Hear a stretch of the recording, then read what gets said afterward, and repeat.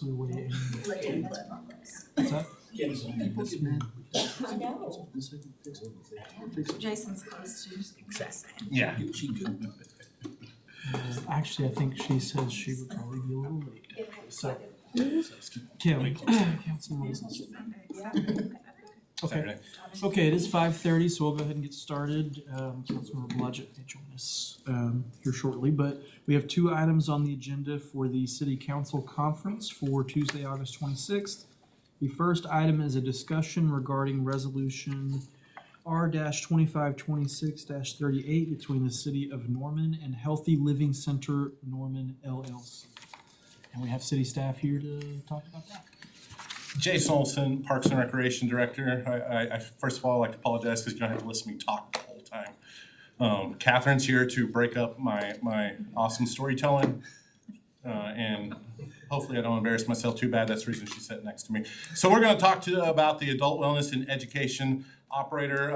We are going to tonight. You're going to have a resolution to reassign the contract from one organization to another, but they're basically been operating pretty close, and you'll find out there's a lot of similarities between the group.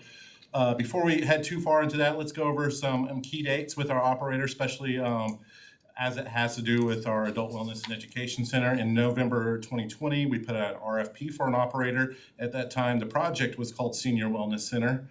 In April of 21, we signed an MOU with Healthy Living and Fitness Incorporated. They were the selected operator for what was also still known then as the Senior Wellness Center. As we started getting closer, in May 23rd of 23, we did sign a contract with, it was still Healthy Living and Fitness, but they set up an LLC to oversee their operation in Norman so that they could separate entities between their Oklahoma City operation and the Norman operation. On November 11th, 2023, we opened the Adult Wellness and Education Center. Right before that, I think a few months before that, our ad hoc committee did settle on that Adult Wellness Center name. And then December 2024, we did get notification from Healthy Living Center Norman LLC that they wanted to form a different incorporation to further separate themselves from their operation in Oklahoma City and Norman. At that time, they did try to put a lot of members of their board from Oklahoma City. Then we eventually got to the point where we thought it was best for both partners for our residents of Norman to be operating that facility. And that's kind of where we're leading today. We finally got to that point. As we're talking about assigning the contractors, the terms in the contract aren't changing. What is changing is who the contract is assigned to. And I wanted to go over a few of the details before we got into what we're talking about, contract assignment. Very high level details, what's in that contract. The operator will operate, manage, and maintain the property for 5-year terms. We do have the option to extend that for 3 additional 5-year terms. Utility assistance. The city will assist with utilities for the first 3 years of operation. We're still in that window. It is a tier system that we use with a lot of our contracts, especially our new operators. It's 100% utility assistance that first year, and then it goes down by 40% each year until it gets to basically 0 in that 4th year. We're also paying for janitorial services right now, and that's for the first 3 years of operation. Landscaping and lawn services is also we're paying for. Pole maintenance, which is a big one for us, and we learned from talking to Oklahoma City with the same organization, Healthy Living, that it is very important for the city to take a ownership in that pole, because if something goes south, it can go south very, very, very quickly. I always like to compare to pools to like weddings. Anytime you throw the word pool or wedding in front of a service, it like triples the cost of it. So that's the reason that we want to make sure that we stay involved with that. But that's for the first 5 years of operation and that first section of contract. So all that stuff could change as we go in there or talk about the second 5 years. But this is what we're kind of hitting on today. So contract assignment, we're taking it from basically where the Oklahoma City Incorporation is going to hand it over to the Norman New Incorporation, and they're also going to eventually be a nonprofit as they're working towards that status. But Section 710 of the contract they signed, and this is pretty much norm in any of our operator contracts, this gives the ability of an operator to reassign the contract to another operator with the permission of the city. And that's kind of where we are tonight. We have got a resolution from both what would be the Oklahoma City Corporation and the newly formed corporation in Norman. They are both agreement in reassigning it. And the city is very supportive of this move. And you're going to vote on it hopefully tonight after this meeting. We also said no changes, as we're saying, is anticipated with any of the operations or staffing at the Adult Wellness and Education Center as a result of this assignment. We can fully expect operations will continue as they are now. The prices will continue. Memberships will continue as they are now. You will see no changes besides the board who's going to be assigned to now oversee this. And once again, the city thinks this is in the best interest of the Adult Wellness and Education Center. When you start looking at this, you're going to see a lot of familiar names that's attached with this new LLC that's forming. And I think most importantly, you're going to notice that these are all Norman people. So the best interest of Norman will be upheld and at the forefront when this new LLC is formed and transferred to Healthy Living Norman LLC. We have a few council members or former council members be on here, former mayor. We also have people that are from Norman Regional. We have an attorney and then another person that works at OU. So we have a lot of people, very diverse area involved in this, and like we said, we're kind of looking forward to this next step in the adult wellness. Tonight you'll be voting on this. It's R252638. This approves the reassignment or assignment of the contract from Healthy Living Norman LLC to Healthy Living Center Incorporated. This also releases all future liability from Healthy Living Norman LLC, which is the Oklahoma City portion that was formed, and it is number 21 on the consent agenda tonight. So I think that's very high level.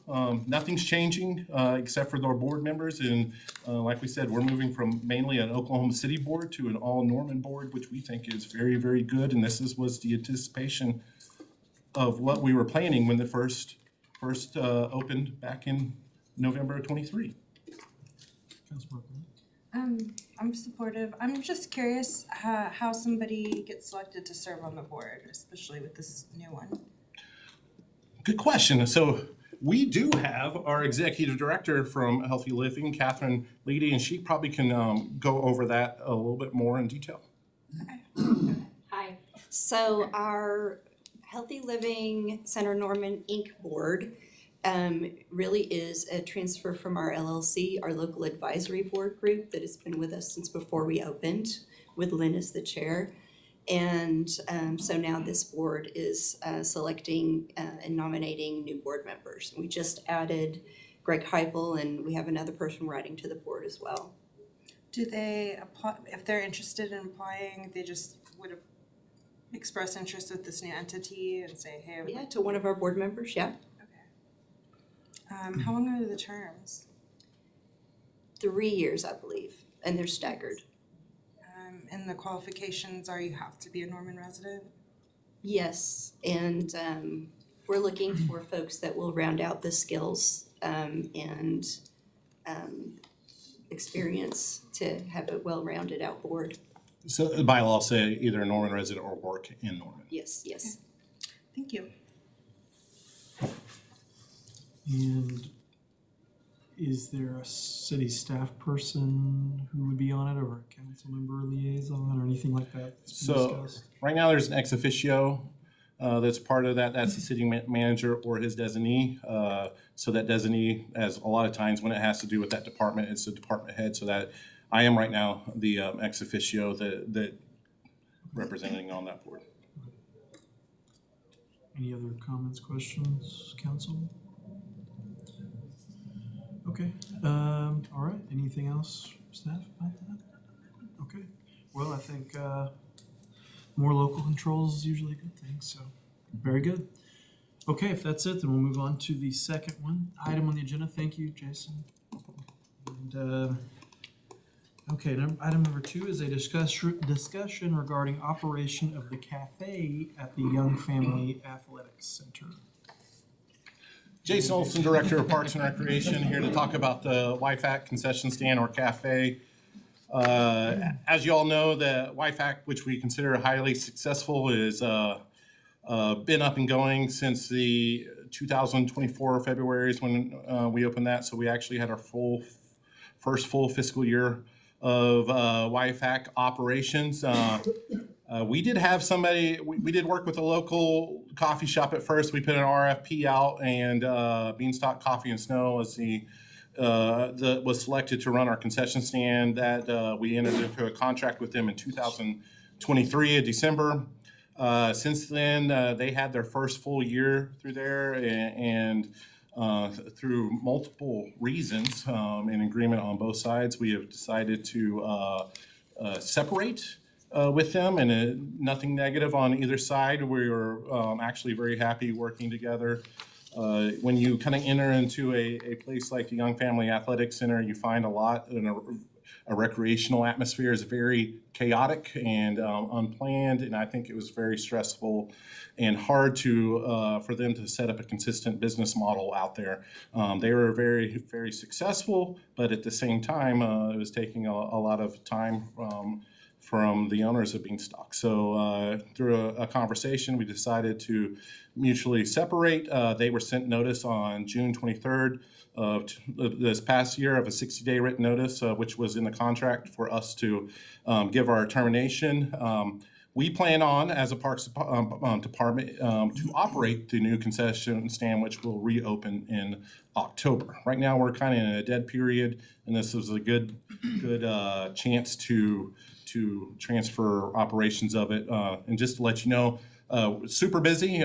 Everywhere from about October all the way through July is the busy season out there. Once school starts and you start fall sports, and there's just not their tournaments or schedules or basketball or volleyball or indoor sports happening right now. As you know, with the crazy weather that happens in Norman, fall is the best time to start all your sports. Jason, does that mean that the YFAC is open? YFAC is more available to regular residents, or what? When that's well, during it's available. It's open 7 days a week, and technically we're open to the public every single one of those days. Now, when we have tournaments, the access does become a little bit more difficult because of the parking situation. But I would say probably 5 days a week during the day, or up to about 6 o'clock in the evening is pretty much the prime time to kind of get out there and get in and out. A lot of times during your weekends, that's when you'll see the tournament, and those are kind of those weekends are hit and miss. If you hit one of our big tournament nights, it's difficult for you to get in there to play some like open court basketball or volleyball or swim. Councilmember Grant? I'll let you go before I ask questions. Oh, perfect. So as you're talking about the concession stand, we're proposing the Parks Department to go ahead and operate this. We do have a what we refer to as our food and beverage coordinator already working out at Westwood. What we're proposing to do is probably expand her scope of work, take her up a few classes in pay and throw this underneath her belt and make sure that she has appropriate staff at both Westwood and YFAC to operate. So I kind of put in our numbers from being our first full fiscal year of opening. You can kind of see our costs, our expenditures. It's kind of divided up into 3 different cost centers, and I put all of our revenue into one area. As you can see, in our first full year of operations, we did lose about $290,000. When you talk about a business at a large scale of the Young Family Athletic Center, when you're open a lot of times into your peak revenue opportunities are on the weekends, we're kind of limited to 40 weekends or 40 dates or 40 events where we kind of try to compact all that revenue in. We think we did pretty well in that first full year of measurement, and we were starting to see these numbers come in, and we kind of knew we were running behind. We did get a little boost there towards the end of the year.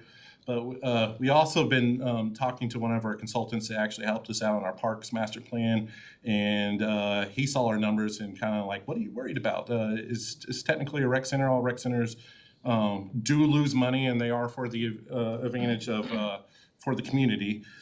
But he just said even in your best scenarios, when you're opening a new business, your goal is to be profitable within 3 to 5 years. So we think we're pretty well on track. One of the even though we're sad to be separating from Beanstalk, we do see the opportunity in it. It is a area where we could feel like we can make some money and make up that gap and hopefully lower that gap. We put together some initial cost and revenue to try to figure out where we might be. And once again, this is just a guess, and we did have some numbers off of Beanstalk to try to make that guess more educated. So we think that total, when you start talking about operation and supplies, so operation will include our staff, you're probably talking about $235 in actual cost for the city, and we believe that we'd be in the neighborhood of somewhere around $400,000 in total revenue. So net revenue would be $165,000, which would help us a lot when we're trying to cut down or shrink that delta between what we have going on right now. There's other things that, when you start looking at this as a whole, we're in contact with OG&E about energy saving ideas that are currently happening there. Instead of opening up the whole gym, we're talking about during the day, we're talking about just opening up half of that, and they can say not turning on the video board during the day. They think they can save somewhere in the neighborhood of about 30% of electricity a day. So that would be helpful. There's a few other things that, as we get more experience about starting to run our own programs, which we've been kind of depending on a lot of outside program going on, is when you start talking about running your own programs, we don't have to divide our revenue with other groups. We're looking towards that, and a lot of some of the good news too, when you talk about the projections, I would say probably about 60 to 70% of that is areas that we can, as reassigning budget that we did not spend this last year, we can reassign that, and we actually don't need too much of a budget adjustment. So to do some of this stuff, I would imagine that we would come back and have a small ask for more money to be allocated to this, but we think that number is going to be pretty low once we crunch all those numbers. But just mainly letting you know that we have separated with Beanstalk, and we're moving forward with us operating the concession stand. Councilmember Green? So with the operational costs, I'm hearing somebody's getting a raise. How many city jobs would this create at the concession stand? And are they full-time, half-time? So it'd be 0 full-time jobs that was created off of this, and there would probably be, when we start talking we have 2 categories of work, our full-time and permanent part-time. So we'll be asking for 3 permanent part-time positions with this, and the rest of that will be made up with what kind of called seasonal part-time. And we don't know exactly. Usually when you start talking about seasonal part-time, we just assign a dollar amount to it, and that could be, when you assign a dollar amount, that could be 5 kids, it could be 10 kids. It's just, we just figure out how much we need there, assigned to that, and then how many employees that come with it. What is the starting rate for? So when you're like a permanent part-time position is somewhere in the neighborhood of $13 to $14 an hour. And the seasonal folks? Seasonal is about $10 an hour. Okay. And what kind of supplies and concessions do you envision? Like, will it be what we see at Westwood or different for, sports drinks? We already have a contract with Coke, and the cool thing about our Coke contract, that will be, we actually get revenue back, or I'm losing the word, but we get a portion back. So every time we buy a case from them, we get back, the word is Rebate. Thank you. And that's the reason Catherine's sitting here, a rebate on every single thing that we sell. So it'd be Coke products, along with sports drinks. Everything else will be kind of similar to Westwood. We're talking about everything from like nachos, hot dogs, popcorn, some other fresh fruits, like we saw them fresh fruit in breakfast things, because it does start when we talking about these tournaments. They often start at about 8 o'clock in the morning. So we just have to have a little bit of variety. We'll be working with a lot of local businesses to, when you talk about like lunch or dinner items. We've talked to Ray's Barbecue, Chick-fil-A, about them bringing out sandwiches and whatnot, and keeping it. We have warmers that are already out there. Pizza, similar of what we do at Westwood, just a little bit more on a longer, more spread out scale. And did Beanstalk offer anything like that, or is it mostly like coffee and burritos and pastries? They did work some with local businesses, but ours would probably be more expanded on what you would call traditional concession food. They kind of chased after what you were saying in burritos and different kind of things in coffees and snow cones. And did you hear feedback as the games are going on this last year about like, oh, we'd really love nachos or something that wasn't what Beanstalk was offering? Not really. And I might turn to Mitchell on that one. I don't think we have. Mitchell's our recreation manager, so he's actually closer to all that. But part of the reason it's traditional concessions too is because it's easier and faster to put together, and they were probably putting it also has a high profit margin on it compared to some of the things that they were I doing. mean, yeah, that seems pretty traditional for a game. So. Councilor. Yeah, I just wanted to kind of drill down on that negative net revenue number. I know it might look bad on the screen, but one thing your slide doesn't have is the increased sales tax collections that we've seen in the area around YFAC, which are a result of this facility existing. And so I don't know what those numbers are exactly, but I'd be adventure to say that it's a net positive when you factor all that in. And I don't Shake really. Shacks thinks so. Yeah.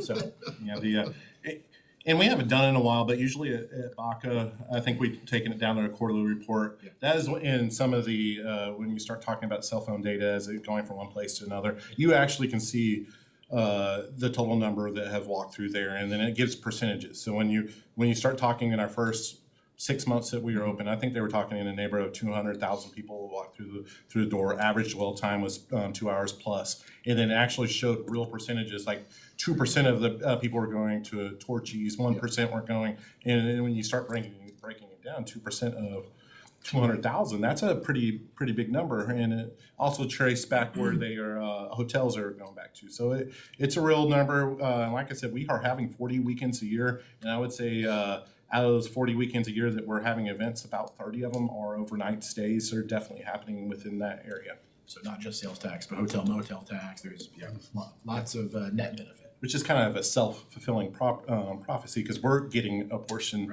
Parks and Rec is getting a portion off that hotel motel I tax. think it's a winner. Councilor Montoya. So what type of input has the finance department provided in this budget analysis and preparation, since this is brand new? Mitchell, do you mind? Mitchell had a meeting with him. I was not in the finance meeting, but Mitchell, there you go. Oh, great, cool.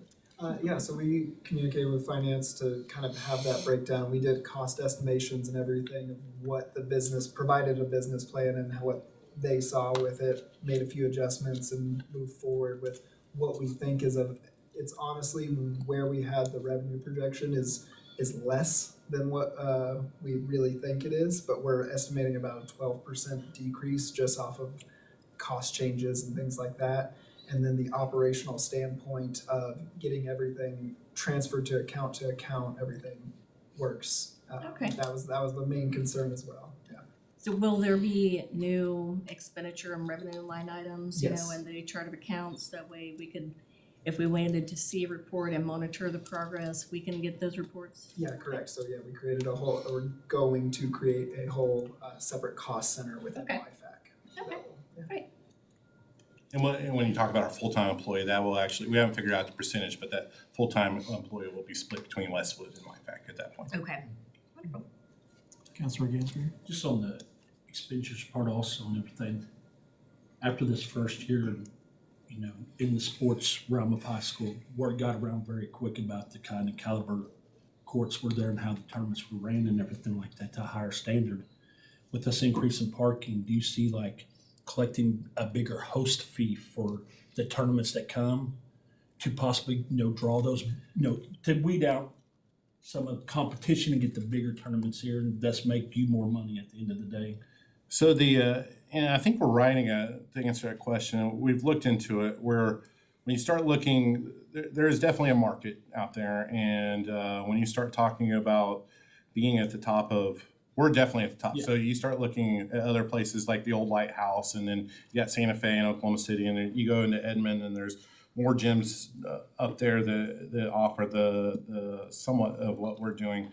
We're about $20 more an hour per gym rental than they are, and we think we're pretty far. We've kind of maxed out what we can in the market. We're looking at other things where we possibly could make possible revenue out of it. We looked at Oklahoma City, so at the fairgrounds, when they do a rental for a sporting event, they have to pay a rental fee plus a percentage of whatever gate they collect. We looked into that and kind of talked to other centers. Nobody in Oklahoma is doing it, but we found some others in Texas that are doing it. So the question is, how much more can we squeeze out of a potential renter without having them move out to another place? Now, here's the advantage that we have, that the options are pretty small. So if you move to Oklahoma City to get the same service that you're having at the YFAC, which there is definitely advantages of being able to have 8 courts in one place at one time. There's no other place in the Oklahoma City area you can do that. So if you go to Oklahoma City and you want to have 8 gyms, here you might have to rent 3 different centers, which means you're actually going to have to hire more staff to oversee what's going on at each one individual building that you're renting. So there is a advantage, and there's cost savings of having all of them in one place. When you start talking about getting bigger tournaments, we either need to figure out, and this is probably a Norman Ford two thing, but we either need to figure out how to get more gyms or have another capacity to have a lot more games inside the city area. When you start talking about the larger live events with Nike, Adidas, or Puma, they need like 16 courts all within a 10-mile radius. And right now we're offering we can use the high schools, which all have single courts in it, which is not a whole lot of help, because once again you start spreading out your costs. There's another gym in Norman that has 3. So I mean, you're kind of looking at 11 courts over 2 areas.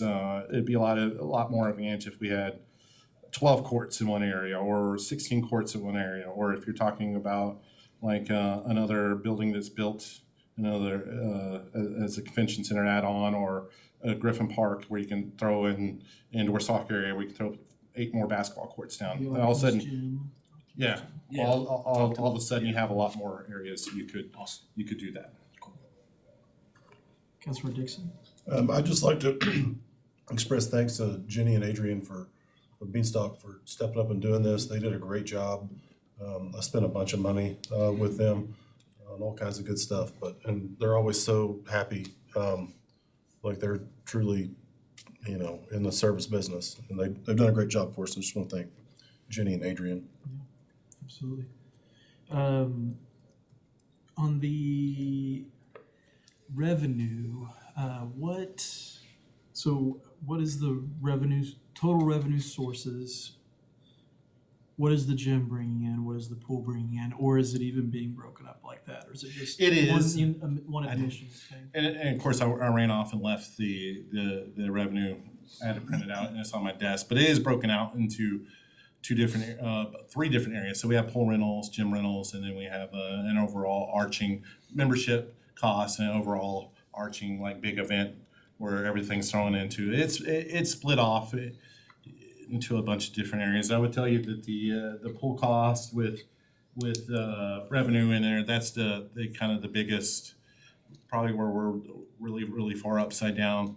The cost of chemicals, electrical, HVAC, and everything is attached to it. It's very, very expensive, and the revenue opportunities are not as high there with it, because we have a 25-meter or 25-yard course that even though we're still getting decent sized events, it's just not large enough to bring in like a state tournament or these large meets. But yeah, we have it broken down and we can share that with everybody. We'll get that scanned and emailed to council first thing in the morning, so you'll see all the detail and the cost categories. And do facilities like this in other places, do they typically charge for parking? It's a good question. So when you start talking about these areas ran for like as a private business, yes. When you start looking at areas that they're ran by a city or a county, not typically. Just different purposes. Personally, I look at our building and our operation. I don't see how the private side would ever open up something like this, because it's just the profit is not there unless you try to extend it over a long course. But yeah, they have to chip away at every single revenue making source that they can possibly make. But no, on our side, it's kind of 50-50 depending on how it's owned. And at Embassy Suites, Your Honor, to that point, Embassy Suites, a handful of months ago, in a real simple pay to park, they do charge their hotel guests. It's just, you'll see it on your receipt if you're parking there, they'll charge you $15 a night. They have poles with a QR code, and they just say, hey, if you're parking in our parking lot, click the QR code and pay to park. I don't think anybody's policing it. And we have not had that conversation with Embassy Suites to say, how's that going?